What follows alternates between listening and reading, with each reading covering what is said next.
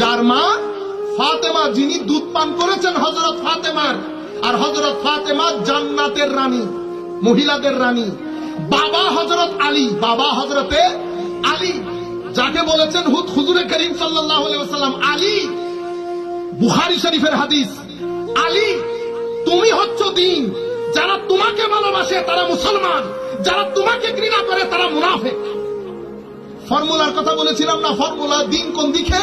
তো খুদ নবী করিম সাল্লাল্লাহু আলাইহি ওয়াসাল্লাম বলছেন আলী, কোন মুসলমান কখনো তোমাকে ঘৃণা করতে পারবে না, কোন মুনাফিক কখনো তোমাকে ভালোবাসবে না।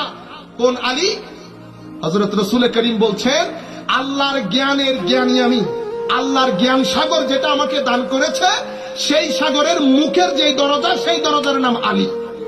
তো যার বাবা আলী, মা ফাতেমা, আর যার বা ইমামে হাসান, যার নানা ইমামুল মুরসালিন, যার নানা ইমামুল মুরসালিন। খাজা মাইনুদ্দিন বলছেন সরদাদ, সর দিয়ে দিয়েছে, না দাদে দস্ত দর দস্তে ইয়াজিদ, তবু ইয়াজিদের হাতে হাত রাখে নাই।